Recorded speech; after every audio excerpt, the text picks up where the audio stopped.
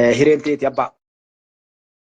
السلام عليكم ورحمة الله وبركاته. وعليكم السلام ورحمة الله وبركاته. ما شاء الله جزاكم الله خيرا هيرينو كنو كيسانيفي ربين سنرها جالتو أكنتي والتجي كنا توشو كيسانيفي باية جالتو مرقوا ربيتني وانا كان نمجا مجيسو نمني يادو فيدا هيماتو نمي دقوا بربادو سدقوا جرتي كيسا برات كناف وان غاري غوتني أنا ما واني أجايب كيسا Oromoon kun orsii biyya Arabaa kana keessatti maqama Oromollee himatu Rabbiin nu saalfachiise dhugaa Rabbiitiin maal jennaan wanjalii ilmi namaadhaa kana keessatti walirratti darbuuni irrallee namicha tokko tuttuqee jira. Fakkeenyaaf waan kana akkamitti akka dhaabanan mana giraana galee wanni sana dibe maal jennaan amma gurbaan tokko irra maal godhaa mucaa daa'ima tokko jimmaa qabee ana akka warri siyaasaa keessaa qabu nutti fakkaatti. Arsii kingi jiraan inni qabu arsiidha. Arsii kingi jedhi jawwee kingi jedhi jiraan. Maal jechuu akka ta'e dhugaa Rabbiitiin. Maaliif akka uummanni kun akkanatti walirratti garaa jabaatu naaf hin galle. Rabbiin khairaa godhu kanallee irratti dalaguun barbaachisaadha. Beektaa karaa ambaasee suutiitiin maali jennaan maqaan keenya walumaan nu bada. Habashaan akkana goote kun waan adda addaa wajjin qabamaa jira. Uummanni akkuma isin argaa jirtan kana namni biyya keenyatti dalagaa fedhu dalagaa jibbaa ammallee wanta hin beeku malee namni waa'ee biyya irratti fakkeenyaaf amma mootummaan wanni irratti dalaguu qabu keessaa maal seetanii waa'ee biyyoolessa irratti namni tokko dirqama biyya ofii wajjin dhaabbatuu qaba. Dirqama immoo bakka daangaa ofii eeguu waan rakkina biyya ofii keessatti deemuun dirqama isaati. Kun waan kadhatanii miti dirqiidha malee. Amma fakkeenya namni tokko gaafa mootummaan qabee geessu inni jan jechuudha. Namni Israa'eel waggaa meeqa akkanatti loltu namni biyya ofii an waan akka ta'e hin beeku uummanni keessa warra uummanni Itoophiyaadhaa kun. Namni biyyi takka dhiigan malee yoo ati hin dhaabbatin akkanuma fakkeenyaaf bishaan asab kan odoo mootummaan amma kun dubbatu mate akkuma kanatti taajetta callise namni dhufee si dubbatu hin jiru. Abbaan dhaabbatu malee jechuudha. Fakkeenyaaf suuti raawwama makiinaan galfadha jettee Itifi ati bitte kana ol qarata sirraa nyaata. Maali sababni isaa jennee eeguu gaafanne qarata jabuuti jechuudha. Kun hundi wanni kana nu godhe maali? Makiinaa tokkoon galfannu biyyi biraadha makiinaa ofiitiin galanii deebi'an. Suudaaniin, Masriin makiinaa ofiitiin galanii deebi'an. Nu as keessaa makiinaa tokko qabannee galuu hin dandeenye. Qaranni isaadhaa hoonaan galfadhate jabaadha galtee garagaruudhaaf baay'ee rakkisaadha jechuudha. Kana hunda namni keenya akka hubatu godhuun barbaachisaadha. Tokkoffaan ammoo lammataaf immoo kan amma biyya keenya jeeqaa jiru keessatti wanni mootummaa maaliif irratti dalanne jedhee gaafiinatti ta'e keessaa tokko akkuma beekamu kan amma irra caalan biyya keenya jeeqaa jiru warra siyaasatiin ni beekamu warra ala taa'u tokkoffaan ammoo kan Oromiyaa jeeqaa jiru shaneedha. Shanee jechuun warra farra dhala namaati. Namni warri dhugaa dubbatuu barbaada jechuudha. Shanee jechuun farra dhala namaati. Nama ilma namaadhaa haadha ofiidhaa qabu. Kanarratti ani wanni gaafiinatti ta'e mootummaan keenya kuni ummata fakkeenyaaf amma ajajoota isaanii fakkeenyaaf amma marroon waggaa meeqa kan makee jira Oromiyaa kana kee jira jechuudha. Nama 100 nama 200 ajjeesurra ajajaa tokko ajjeesurra wayyaa bara. Ummanni mootummaan kun basaasaan qabu moo maallaqaan ta'e waan adda addaatiin ta'e maaliif ajajoota isaanii kan hin ajjeefne maal ta'e maali rakkoon isaanii yoo karaa fakkeenyaaf amma fannoon naannoo Amaaraa keessatti waggaa meeqa lolaa jirti. Fakkeenyaaf amma zamana kaasee yeroo tokko hidhamee gadhiifame gara laafummaa tokkotu jira. Leesh qabanii gadhiisanii ammallee uummanni kun asiin Eertiraa seenee Suudaan seenee gara galaa jira.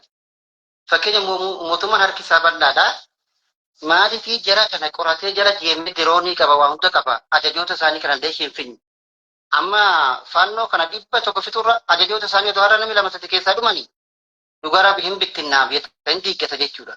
Kanaafuu mootummaan kun leesh kanarratti hin dalagne leesh ajajoota uummata akkatti fichisiisa jiru. Kanaaf deeggarsa mataa akkalitti nama fixan nama meeqa fixan asiin Oromiyaa kinoo amma Arsii keessatti dhaqanii nama fixanii jeeman nama qalanii jeeman. Dhuguma uummanni mootummaa jechuun uummanni keenya waan hubateef tokkotu jira beektaa. Mootummaan nagaan weessuuti jira. Amma fakkeenyaaf daandii kana gubbatti Suudii kana keessatti jechuudha. Xiqqoo takka ta'uu waa balleessite mootummaan diida kana hin jiru. Ogguma san namatti si arga gostuun si ballaga. bilbilanii himan jechuudha. Makiinaa tana makiinaa keessa waraanii kennanii hoggasuma qaqqabamtu. Mootummaan rabbii miti bakka hunda dhufeetiin argu. Mootummaa jechuun uummata. Uummata bakka hunda jira argee mootummatti hima. Yoo ati himin eessatti argata. Namni tokko nama ajjeesee dhufeetuma si bira ta'a. Ati maqaa naan dhooftu naan himtu jechuudha. Rakkinni guddaan tokko kan amma. Uummanni keenya kana nama isa keessa taa'ee nama lolu nama ajjeesee dhufee bira taa'u akkamitti hammatee wajjin ta'a. Yookaan uummanni sun galli sun wal ta'ee uummata of keessaa baasu mootummaa wajjin ta'ee yookaan ammoo duutiin irraan dhaabbatu. Nama miskiina meeqa sababa isaatiin nama meeqatti dhumataa jira. Miskiina meeqatti dhumataa jira. Buqqaanii akkuma bareettee dubbate kun katamaa kee deemanii kadhattuta jechuudha. Kun ammoo biyyaa baqata jechuudha. Kanaafuu uummanni keenya mootummaa faana dhaabbatanii warra ganda isaanii jeeqan. Silaa uummanni kanatti ganda keessa jeeme nama ajjeesu aangoo fi miti beekamaadha bara. Uummanni shalee kun amma namni shalee dhuftee aangoo nu qabatti jedhu nama tisiisirra damma eege jechuudha. Tisiifni damma hin godhu sani jechuudha. Kaayyoom aangoo tisiis hin qaban. Tartiiba wanni aangootti dhufanis hin qaban. Namni tokko wallaalaan ta'u an akkaataa uummanni uummata kana deeggaru hin beeku. Wallaahi rabbillee nama dhiisu warri uummata kana deeggaru jechuudha. Nama lubbuu namaadhaa ajjeesaa jiru. Mee biyya shaleen hin jirre mootummaa dhaqee ajjeesa hin jiru. Mee biyya shaleen hin jirre zakkafannoon hin jirre mootummaan maal godha? Wanni dhaqee uummata ajjeesee ofirratti kaasuuf mootummaa ajjeesuu go'a jedhamu. Dhuguma shirri tokko amma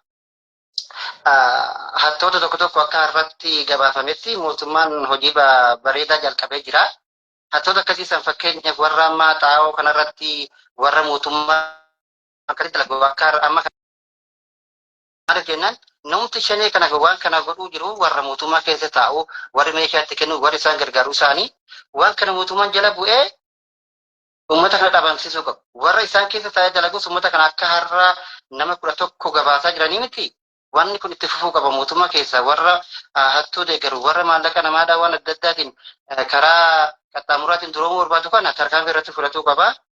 Kanaaf irra caalaa immoo an akka dhaamsatti illee waliin dhaamuu barbaadu mootummaan uummata kana an akka gaafiinatti ta'ee atillee jamsafamee waan kana irratti ilaalte yoo dubbatte maali rakkoon as Oromiyaa keessa ta'an uummanni kun uummanni ajajoonni shaniidhaa asuma ta'an leesh isaan hin lolle kanuma leesh garaa laafanii uummanni kun hoggatti asiin daangaa darbanii deeman waraana qaban basaasota qaban miila baay'ee qaban leesh jala deemanii akka amma Israa'el gootu kana asii achi deemtee daangaa dabartee diroon ilaalu Libnaan keessatti eessatti nama ajjeesaa jira.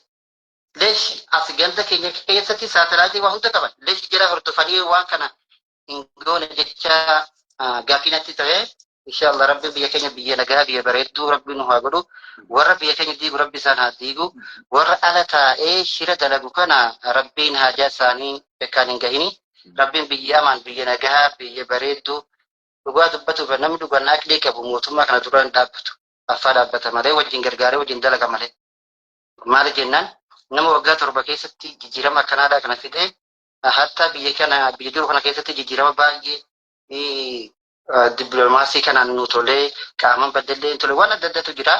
Namni hidhaan meeqataa kan hidhaa hiikamee waan adda addatu jira. Namni majuuli sanaan dur hidhaa seenetti gara.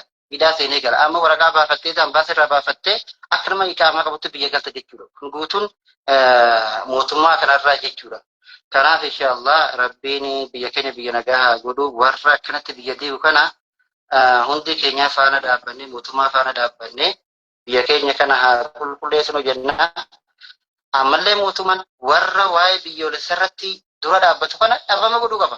Qabuu qaba. Hay dirqama biyya ofiitii dhaabbatuu qaba. Dirqama hidhatee loluu qaba. Namni biyya ofiitii hin jiru biyya biratti. Namni tokko mootummatti qabee garagalche jennaan unkwaan isaa miti warri isaadhaan gubbifte. Jaalati. Yeroo isaatti keessatti jira. Salaamu alaikum. Waalaikum assalam warahmatullahi wabarakatuh. Ulfaadhu galatoomii yaada bareeda bilchaataa kennattee sa'aatii keessanii gadhaa jedhee ture inshallah sinaabuun barbaanne. Ulfaadhu galatu yaada bareedaa kennattee takka waan si deebisa gaafii ati gaafattee fi taawwan wanni irratti yaada kennadhuun qabu isiin tan warroota ajajoota isaanii waraana kana keessa jiru mootummaan tankaarfii irra fudhachuumaa dadhabee meeshaa qabaa saatalaayitii qabaa itti. Uummanni hattu uummata achi bahee lolee lolchiisee mul'atu miti. Tokko biyya keessa hin jirtu. Bakka jirtutti ammoo goda galti bineensa wajjin.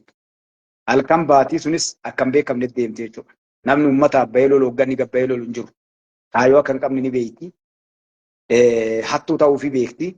Kanaaf deemti. Kuuwwan keessaa faannoo jechuun hogganoota isaanii warra mul'atu tokkollee nafu guyyaarraa mataarraa guuran. Amma addaa kalee jennaan du'ii bade maal jedhan kijiba ta'eeti. Hogganni isaanii tokko amma daa'u gartee agarsiifama. Gabaabdumatti. Kun ijoollee shan fixuu hin barbaanne mootummaan.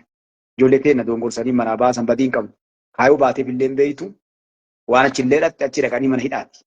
Dirree qabsoo kana dhaqu namni gadee akka ilaalu achi dhaqanii bilisaa olii gad deemanii noo akkasii dubbiin.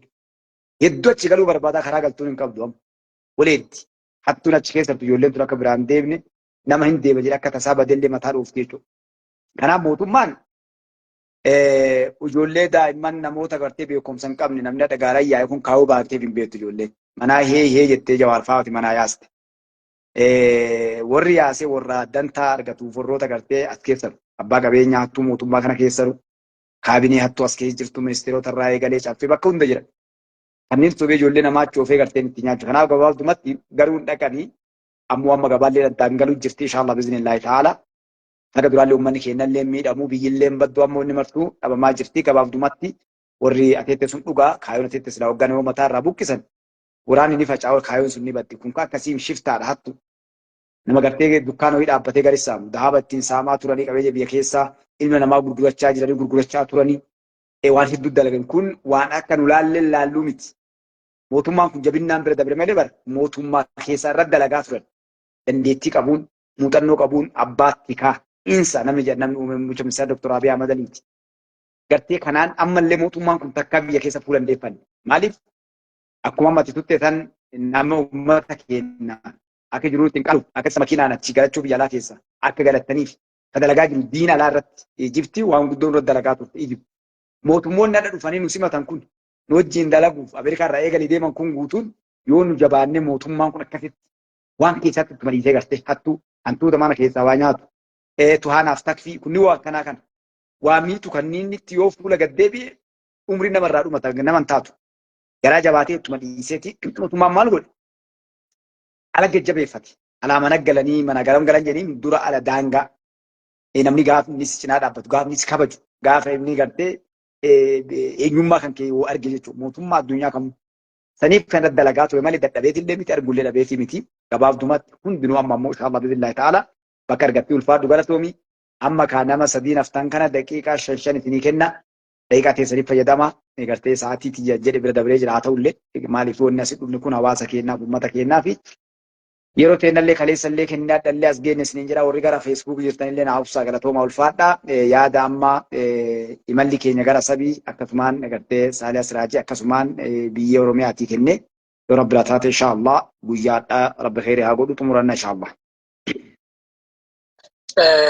Galatooma hiree kana argachuufi akkuma jenne namni tokko as jala jirta obboleessa kiyya qaalii bakka sana jiraattee waan hundayyuu dandamattee kan hariin hordofuu keetiif galata guddaa qabda. Ulfaadhuu taa'iminnaa kenname nu bakka jirrutti si kabanya. Itoophiyaa guutuutti isin kabaja. Kabajamaa jiraadha bara baraan. Akkasiin isiniin jira. Nutis haga danda'amuun isin biraan gahaa jirraa waan barbaachisaa ta'e. Lammaffaa immoo dhugaadha.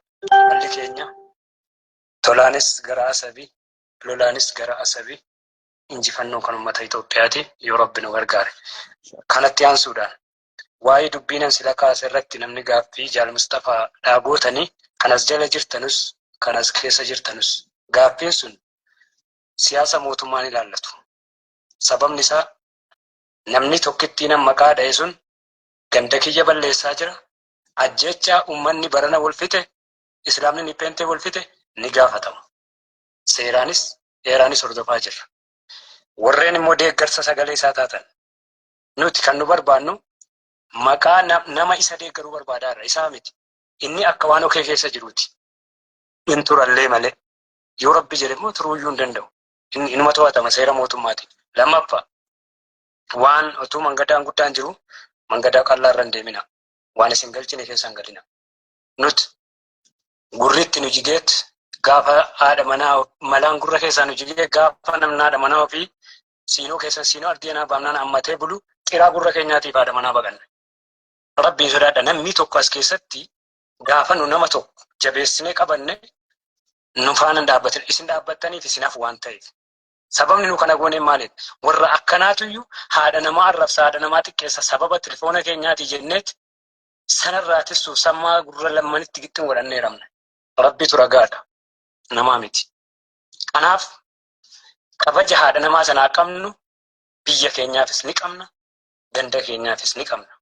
Waan namni deeggar, warri deeggartan hundinuu nu biratti maqaadhaanis hin qabanna. Sababni isaa waraana akka taatan beekna. Biyya akkasin diigaa jirtan beekna.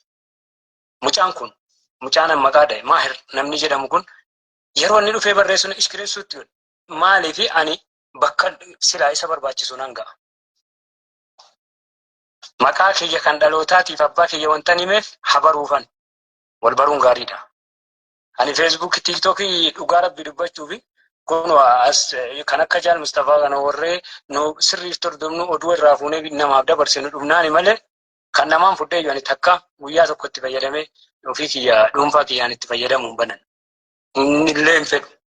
Feesbuukiin qaba alhamdulillah achirratti waan barbaachise hordofaa ture. Kanaafuu isa kanarratti dhimma kanarratti waa'ee biyyaa irratti immoo wayyaa Oromoo walirra qaqqabuun dhaloottuu inni rafuu ol qabnee kaawwaan ilaaluun sun waa tokko nun goone dhiiga Oromoo jissee dhiiga isaa cabcab goone keddeemne malee. Ga'ee nurra. Kana bichee dubbattani hamma gana nama sagal dheeraaf seera biyya jarri jiranuutiin seeraa dhiyeessuu qophoomne jirra. Nama sagal. Lola waggaa 2 dura Walloo keessatti ta'eef namatti gaafatamu qopheeffannee qaba. Maaliif biyya tasgabbaa'u waa hundayyuu cikkuma jedhaa jira. Namni baay'een akkuma nama isiniin jedhe waan isin galchin keessan galchina. Namni yeroon siyaasa manni kun mana siyaasaatti ni beekna. Siyaasuma hordofaat ibidda ganda keessan irra jiru sintu beeka ibidda ganda keeyyarra na jiru. Balaa Abumaayir jedhamtu qabsiifteen silaawwana masjiidni guddaan masjiidni aalima beekamaa tokko silaawwana gubateera. Alhamdulillah ummata waa hubatu jiraan malee. Abumaayiriin ana caala tokkoon keessan hin beektan. Dhaloota isaa ganda isaan beeka. Maatii isaarraa namni hidhamuu wallaalle hiisisuu wallaallee bara. Maaliif diimne? Akkasii maatii isiirraa faayidaa hin qabne akkasiin abaaramtuu taate beennaa biyyi guyyaa eeggataa jirra. Gaafa qabamte immoo dachuma Itoophiyaa irratti gaafatamti. Waan qalbiin seenaas waan xiqqaa wayii ofaadhaan seenaa mucaan kun. Itinillee Jaal Mustafaa bakka kanarratti yeroo inni dhufee koomentii barreessu eega biyyaaf hojjettanii dhiifamanaa godha taayimiin kollee dhumeera. Waan inni barreessu iskiriin shut godha. Yoo dhiiftan seenaan isinillee isin gaafata. Sababni isaa waan inni hojjetaa jiru nutu beeka. Namni lama ammaqaa dhahe sun waan cimaa hojjetaa jira. Ajjecha ammoo ijoollee wal ajjeeftuufis akkuma kana dura namni inshaallah yoo rabbeedhe waan jiru keessaanan isin ibsa. Waan amma namnaa sabu kanaa miti.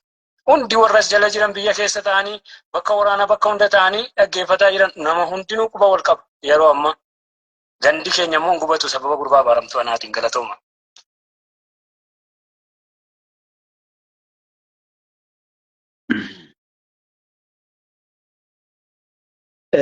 Galatoom jazakallah khairan IMC dabalee taa'anii dhumannaan ulfaadhu waan gaarra waan dubbatteef dhugaadha jarana laalaa wanni hubachuu qabnu tokko hubachuu qabnallee yeroo garii adillee peejii kanarratti yookaan ammoo dhiifama iddoo kanarratti wanni as nu fide rakkoo saba kanaati. Anis bakka taa'anii dhiyeessaa ji'a tokko qonnaan irraa ugguraniitti gabana dhufe. Achumaa yoo as dhufu akkuma hammeenya qabu wanni waan gaarii qabaaf asitti cichaafi. Imalli keenya garaa sab galatoomii namoonni sadarkaa san dalagan laalaa wanni yeroo garii dhuftu jira waan nuti fardi waan murteessitu jechuudha. Namoonni waan guddoo balleessan dhaabuu tattaafachuu qabna. Seeraallee dhiyeessuu qabna. Walumaa kennaan jechuudha. Lubbuu namaatu badaa qabeenya badaa waa hedduu badaa osoo hin banne dura dirqamni qabnullee kana. Akkasii ulfaadhu galatoomii imalli keenya garaa sab rabbi umurii isaa dheeressu akkasuma gartee yaada jiru. Murannoon akkasitti namoonni mormanillee gariin maaliifi osoo waan tokko hubanne maaf kaa'aa irratti malee ammeenyaafis natti hin fakkaatu. Ulbachaa deemu qabna walii gala. Laala waan takka isin tuqeetiin hireessinii kenna.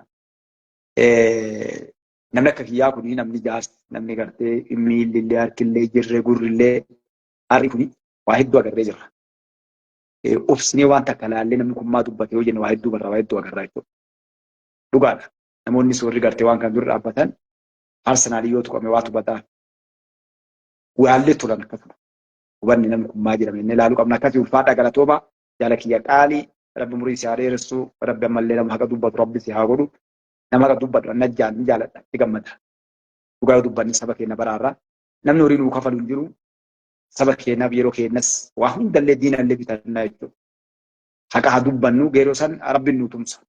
Haqa dubban haqa udalan na argiifoo dalaguu baan feemasi akka hin ta'u dalaguu baan peejii guddifannee horii irraa waan adda addaa dalaguu baannee sabaaf dalannee ajirii abbirraa argannaa akkas inshaallah ulfaadha achaatiin salaas raajisnii kennee taansee biyya isinii kennaa daqiiqaa 5 teessan fayyadamaa itti fufaa inshaallah. Jaal Mustafaa galatoom ulfaadhu deebistee taraa kaaniif carraanaa kennuu keetiifi